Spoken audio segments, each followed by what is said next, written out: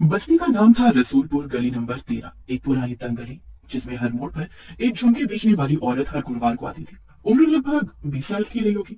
उसका नाम था शबनम। झुमके बेचने का काम करती थी। देखने में वो बहुत सुंदर थी। बहन जी, मेरे झुमके लेकर देखो, अगर सबने तारीफ ना की तो कहना। ठीक है, 2 जोड़ी निकाल दो, एक मैं अपनी बहन को भी दे दूंगी। लेकिन गांव की कुछ औरतें उसकी सुंदरता से जलती थी। एक दिन गांव की कुछ औरतों ने उसे घेर लिया। तू अपने आप को बहुत सुंदर समझती है? नहीं दीदी, ऐसा नहीं है। तेरी वजह से हमें कोई देवता तक नहीं है। तू एक डायन है, डायन। सब पर जादू किया हुआ है। इतना कहकर सबने शबनम को पीट पीट कर मार डाला और उसकी लाश को नाले में फेंक दिया। 40 साल तक सब ठीक था। फिर एक दिन एक और औरत आई। झुमके ले लो, झुमके। लाल आंखें और हाथ में एक लोहे की पुरानी थाली। थाली में ढेर सारे झुमके, कुछ चांदी के, कुछ सोने जैसे चमकते। वो औरत गली के हर घर के आगे खड़ी होती और टेढ़ी मुस्कान के साथ कहती, झुमके ले लो, झुमके। किस्मत बदल देंगे ये झुमके। बच्चे, बूढ़े, औरतें सब उसे दूर से देखते, लेकिन कोई पास नहीं जाता। उस औरत का नाम किसी को पता नहीं था। कितने के दिए झुमके आपने? अलग अलग रुपए के हैं सारे। ठीक है, दे दो ये वाले। जी ठीक है। औरत मुस्कुराई और झुमके देकर चली गई। जैसे वो गई, शिवानी भी अंदर चली गई और झुमके अलमारी में रख दिए। फिर वीरवार का दिन आया। ऐसे शिवानी धीरे धीरे बीमार होती गई। किसी को कुछ पता नहीं चला कि उसको हुआ क्या। फिर एक दिन वो मर गई। ना जाने क्या हुआ। शिवानी तो बिल्कुल ठीक थी। पता नहीं, मुझे तो झुमके वाली पर शक है। कहते हैं जिसने उसके झुमके खरीदे उसकी जिंदगी बदल गई। लेकिन कैसे बदली, ये कहानी हर बार अधूरी रह जाती। झुमके वाली वहीं खड़ी मुस्कुरा रही होती है। ऐसे एक दिन तन्वी 20 साल की होनहार लड़की थी। वो शहर में कॉलेज में पढ़ रही थी और हाल ही में रसूलपुर में अपनी नानी के पास रहने आई थी। नानी श्रीमती सुलोचना देवी बेहद धार्मिक और पुराने समय की औरत थी। गली में पहली बार झुमके वाली को देखकर तन्वी मुस्कुराई। वाह, कितने सुंदर झुमके हैं। नानी की आंखें फैल गईं। उसे दूर से देखो बच्ची, पास मत जाना, ये औरत चुड़ैल है। नानी, ये सब बातें अब कौन मानता है?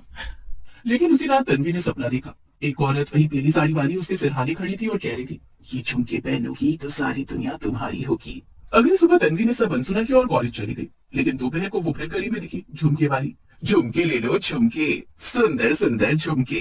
तन्वी ने नजरें चुराई, लेकिन झुमकों की चमक ने जैसे उसे खींच लिया। कदम अनजाने में ही उस ओर बढ़ने लगे। कितने के ये? तू चाहे तो फ्री में ले जा, पर एक वादा करना होगा। क्या वादा? हर गुरुवार तुझसे कोई ना कोई गहना लिया जाएगा, लेकिन बदले में तुझे और मिलेगा। तन्वी हंस पड़ी। उसे ये कोई मजाक लगा। अच्छा, मतलब आप मेरे साथ लेन देन करना चाहती हैं? हाँ, कुछ ऐसा ही समझो। तन्वी ने उसकी बातों पर गौर नहीं किया और बात करते हुए उसने एक जोड़ी नीले झुमके लिए और अपने कानों में पहन लिए। ये अच्छे लग रहे हैं ना मुझ पर? हाँ, बहुत। तो यही ले रही हूँ मैं। वो झुमके उतारने लगती है, लेकिन वो औरत उसको मना कर देती है। रहने दो, अच्छे लग रहे हैं, पहन के रखो। पहली रात कुछ नहीं होता, लेकिन दूसरे दिन से तन्वी की जिंदगी बदलने लग जाती है। कॉलेज के जो टीचर उसे नापसंद करते थे, वो तारीफ करने लग जाते हैं। तन्वी, तुम जो भी काम करती हो सब अच्छा ही होता है बेटा। तन्वी को ये सुनकर अच्छा तो लगा, लेकिन आश्चर्य भी हुआ। तभी उसके पास रिया आई, जो उसे हमेशा चिढ़ती थी। उसने कहा, तन्वी, तुम आज बहुत अच्छी लग रही हो। जिन लड़कियों से उसकी नहीं बनती थी, वो उसकी दोस्त बनने लगी। एक हफ्ते में ही तन्वी सोशल मीडिया की स्टार बन गई। लेकिन फिर गुरुवार आया। गली में झुमके वाली फिर आई। इस बार उसके हाथ में थाली नहीं थी, बल्कि वो दरवाजे पर दस्तक देने लगी। क्या बात है, नानी कहाँ है आज? तन्वी के कमरे का दरवाजा अपने आप खुला हुआ दिखा। अंदर कोई नहीं दिखा, लेकिन उसकी अलमारी में रखा सोने का कंगन गायब था। वही जो उसकी माँ की आखिरी निशानी थी। तन्वी रो पड़ी। तभी उसे याद आया वादा। ये झुमके, ये सारी परेशानी की जड़। अब तन्वी डरने लगी थी, लेकिन वो झुमके नहीं निकाल सकी। जब भी कोशिश करती, कान से खून बहने लगता। उसके सपनों में अब झुमके वाली हर रात नानी सही बोल रही थी, ये चुड़ैल ही है। तन्वी अब समझ चुकी थी कि उसने मौत को बुला लिया है। अब हर गुरुवार को तन्वी के जीवन से कुछ न कुछ गायब होने लगा। कभी यादें, कभी कोई प्रियजन। एक गुरुवार उसकी बेस्ट फ्रेंड की रहस्यमयी मौत हो गई। जाने दो मुझे, ले लो अपने झुमके, लेकिन मेरे अपनों को छोड़ दो। तन्वी अब टूट चुकी थी। एक रात तन्वी अचानक गायब हो गई। नानी ने पूरे गांव में तलाश की, लेकिन उसका कोई पता नहीं चला। 3 दिन बाद रसूलपुर गली नंबर 13 में एक नई लड़की दिखी। हाथ में लोहे की थाली, पीली साड़ी, लाल आंखें। उसने कहा, झुमके ले लो, झुमके। किस्मत बदल देंगे ये झुमके।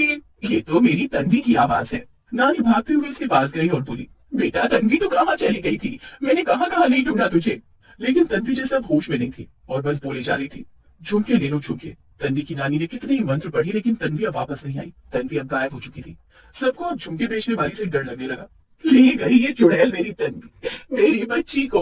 वो हर वक्त रोती रहती और अपने घर से बाहर आते जाते लोगों को मना करती कि कोई उससे झुमके मत लेना। लेकिन एक बार फिर एक नई लड़की श्रद्धा, जो अपने परिवार के साथ हाल ही में उस गली में शिफ्ट हुई थी, उसने भी वही झुमके वाली देखी। उसे झुमके इतने प्यारे लगे कि बिना कुछ पूछे उसने खरीद लिए। बहुत ही सुंदर है, मुझे आप 5 दे दो। उस रात उसने सपना देखा। पीली साड़ी वाली महिला उसे आईने के सामने खड़ा करती है। श्रद्धा देखती है कि उसका चेहरा अब उसका नहीं बल्कि तन्वी का हो गया है। श्रद्धा चीख कर उठ जाती है। बहुत भयानक सपना है।